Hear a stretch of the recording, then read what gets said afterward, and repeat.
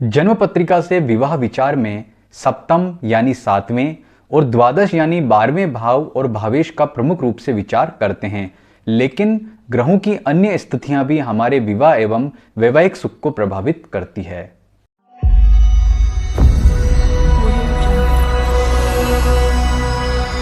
नमस्कार मित्रों, मैं हूं सुधाकर पुरोहित, आपका ज्योतिष मित्र।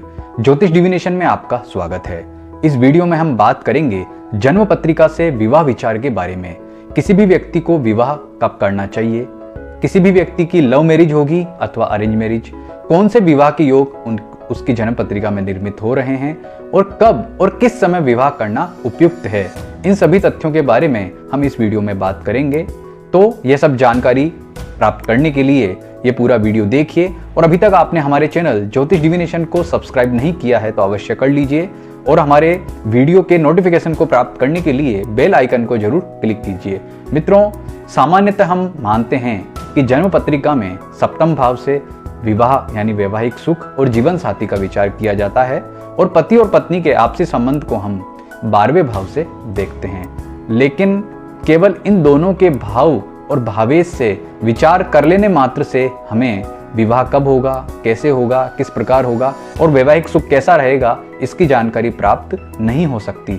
वरन इसके अतिरिक्त भी बहुत सारे तथ्य हैं जिनका विचार करना बहुत ही आवश्यक है। कई बार ऐसा देखने को मिलता है कि सप्तम भाव और द्वादश भाव की स्थिति अच्छी है, दोनों के भावेशों की स्थिति भी अच्छी है, लेकिन फिर भी व्यक्ति का वैवाहिक जीवन प्रभावित हो जाता है। आखिर ऐसा क्यों होता है और इसके पीछे वे कौन से तथ्य हैं, यह आपको इस वीडियो में बताया जा रहा है। सामान्यतः व्यक्ति के वैवाहिक सुख में हम सप्तम भाव और सप्तम भाव के स्वामी, द्वादश भाव और द्वादश भाव के स्वामी को देखते हैं। निश्चित रूप से इन दोनों भावों से हमें सबसे अधिक ये ज्ञात होता है कि व्यक्ति का वैवाहिक सुख कैसा रहेगा।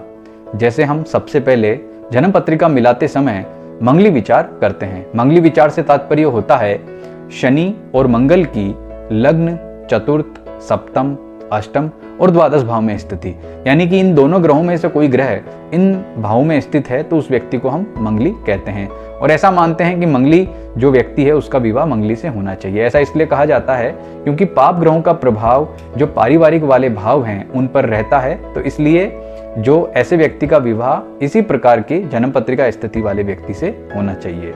लेकिन यह सोच लेना ही पर्याप्त नहीं है, वरन जन्म पत्रिका में सप्तम भाव में कौन से ग्रह स्थित हैं इसका विचार भी करना चाहिए। सामान्यतः सप्तम भाव में चंद्रमा अगर अकेला स्थित हो, बुध अगर अकेला स्थित हो और भाव मध्य में हो तो वह वैवाहिक सुख को प्रभावित करता है, ऐसा मानते हैं। इसके अतिरिक्त अन्य ग्रह सामान्य फल देने वाले होते हैं, लेकिन ज्योतिष के शास्त्रों में तो सूर्य और शनि या अन्य ग्रहों को भी सप्तम भाव में नकारात्मक माना है। व्यावहारिक तौर पर देखें तो चंद्रमा और बुध के फल हमें सर्वाधिक प्राप्त होते हैं। ऐसे ही द्वादश भाव जो पति पत्नी का आपसी संबंधों का भाव है, इस भाव में यदि पाप ग्रह स्थित हैं जैसे मंगल, शनि, चंद्रमा अगर पाप ग्रह यानी कि पाप ग्रहों से युति करते हुए स्थित है तो यह बहुत ही नकारात्मक है।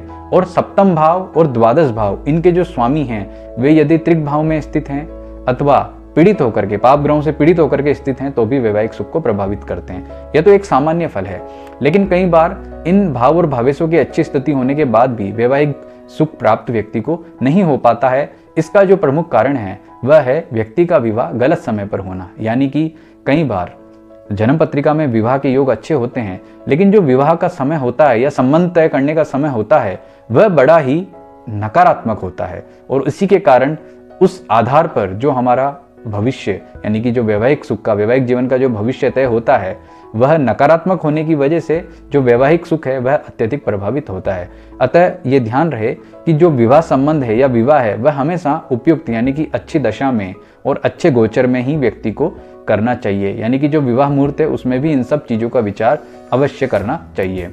इसके अतिरिक्त ट्रांजिट यानी कि गोचर का विचार भी बहुत ही महत्वपूर्ण है। यदि जो महत्वपूर्ण ग्रह हैं आपकी जन्म पत्रिका के और गुरु, शनि, राहु इत्यादि जो ग्रह हैं वह गोचर में नकारात्मक चल रहे हैं, या जो आपका सप्तमेश यानी कि जो आपके विवाह का कारक ग्रह है वह जन्म पत्रिका में गोचरीय स्थिति में अगर नकारात्मक चल रहा है, तो ऐसी स्थिति में उस समय विवाह जो करते हैं वह वैवाहिक जीवन के दृष्टिकोण से उपयुक्त नहीं माना जाता है। अतः केवल ग्रहों की स्थिति देख लेने मात्र से ही जो है फल कथन नहीं किया जा सकता, वरन इन सब का विचार करना भी आवश्यक है। और कई बार हम ये देखते हैं कि जो जैसे उपयुक्त दशा चल रही है उस समय कोई संबंध आता है, लेकिन उसमें छोटी मोटी कमियां निकाल करके हम उसे रिजेक्ट कर देते हैं और बाद में जो विवाह की आयु होती है वह निकलती जाती है और उसके बाद में हम जब किसी रिश्ते के लिए हाँ बोलते हैं तो वह आपकी जन्म पत्रिका में सप्तम भाव अच्छा होते हुए भी आपका जो वह रिश्ता है वह आपके लिए उपयुक्त यानी कि सटीक सिद्ध नहीं होता है।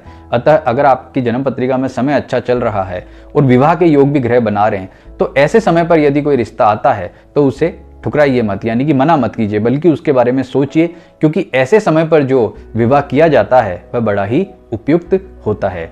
इसके साथ ही जो आपका लग्न है और लग्नेश, उसकी स्थिति भी विशेष रूप से विचारणीय होती है, क्योंकि लग्न और लग्नेश हमें जीवन में निर्णय शक्ति देने वाले हैं और हमारे निर्णय को पुष्ट करने वाले होते हैं।